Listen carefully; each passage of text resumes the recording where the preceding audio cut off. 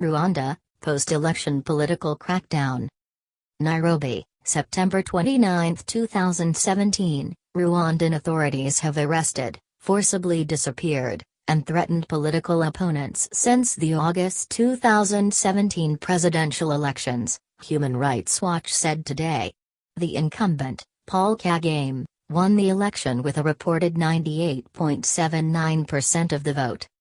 Those targeted include a would-be independent presidential candidate, Diane Rwigara, and her family members and supporters, and several leaders and members of the Forces Démocratiques Unifiées, FDU Inc. any opposition party.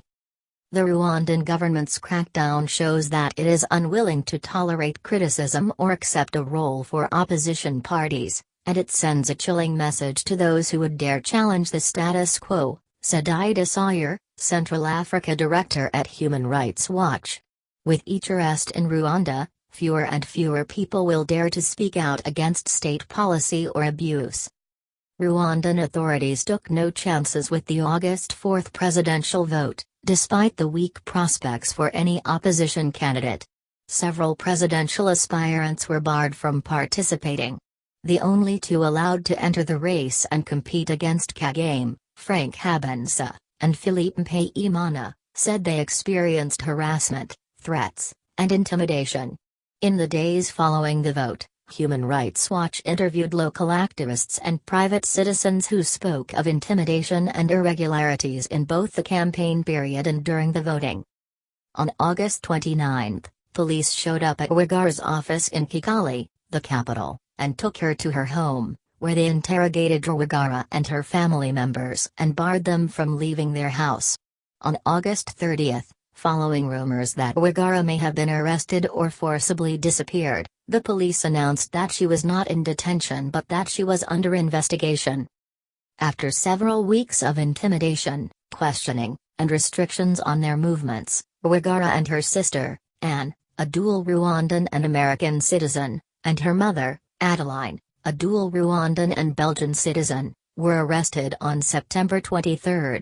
They are being held in police custody in the capital, Kigali. The police say that they arrested the three, in part, for publicly revealing information that is, by law, supposed to be confidential. During the interrogations in the weeks before her arrest, Rwigara told Human Rights Watch that she was being accused of forgery linked to alleged invalid signatures to establish her candidacy, of illegally forming and leading a political organization, and of inciting insurrection or trouble among the population. The family was also accused of non-payment of taxes. In the days leading up to her arrest, Rwigara spoke with international media outlets and criticized the police actions and the accusations against her. Hours before her arrest, Rwigara told one outlet that her family was being persecuted for criticizing the government. Would-be independent presidential candidate Diane Rwigara speaks to the media in Kigali, Rwanda, June 20, 2017. Expand. Would-be independent presidential candidate Diane Rwigara speaks to the media in Kigali, Rwanda, June 20, 2017. Copyright 2017 Jean Bizimana, Reuters.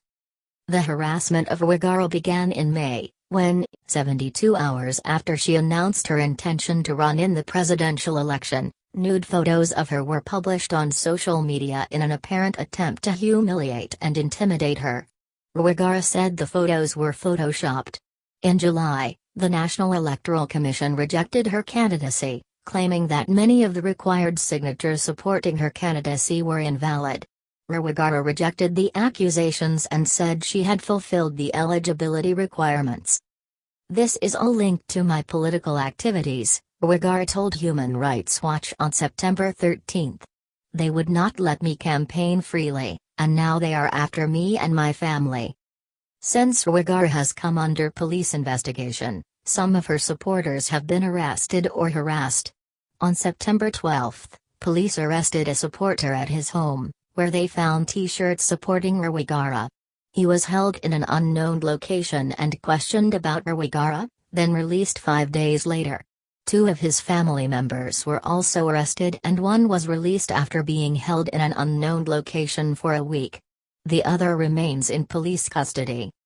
Rwigara's arrest comes amid growing pressure on other political opponents.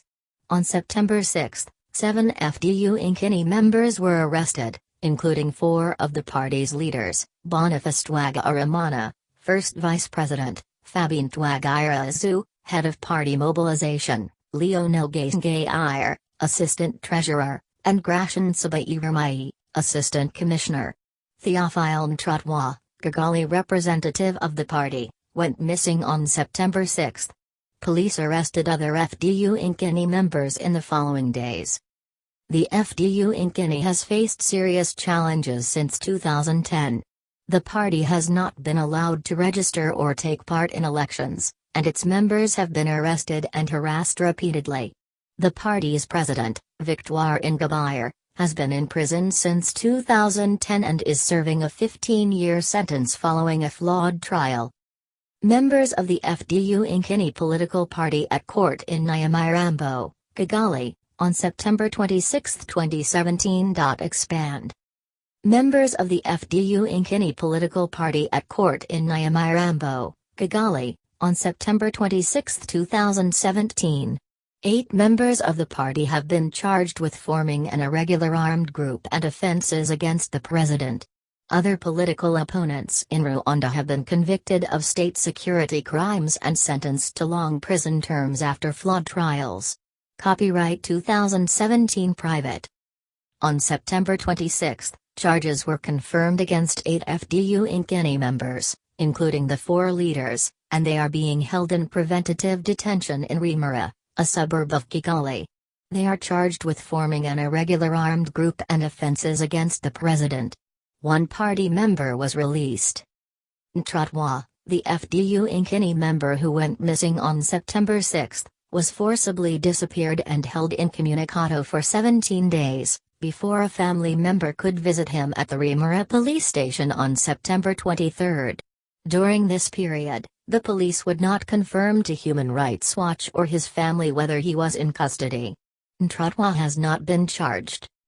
A person taken with Ntrutwa later told Human Rights Watch that he and Ntrutwa were crossing the street in Kicukiro, a Kigali suburb, when a private car pulled up and we were forced in by men with guns. One said, "You are being taken because you want to cause insecurity in Rwanda." Our heads were covered so we could not see where we were going.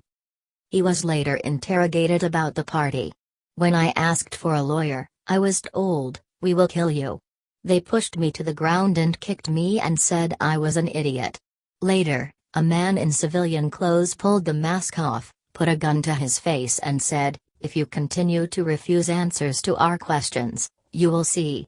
After about 20 hours, he was released from the Remera police station. Ntrutwa had previously been detained on September 18, 2016, allegedly by the military, in Nyarutarama, a Kigali suburb. He was detained, beaten, and questioned about his membership in the FDU-Inkini, then released 2 days later. Gaisgaire, another of those arrested, was previously arrested after visiting Ingabire in prison in March 2016. The police detained her for 3 days, beat her, questioned her, and denied her access to a lawyer. The police released her without charge, but rearrested her in August 2016, and charged her with inciting insurrection and disorder among the population. They also accused her of stirring up local opposition to the expropriation of land belonging to residents in her home district and of promoting the FDU-Inkini. Residents who tried to testify on her behalf at her trial were intimidated. A court acquitted and released her on March 23, 2017. Related content. Chronology of Rwanda's closing space, PDF.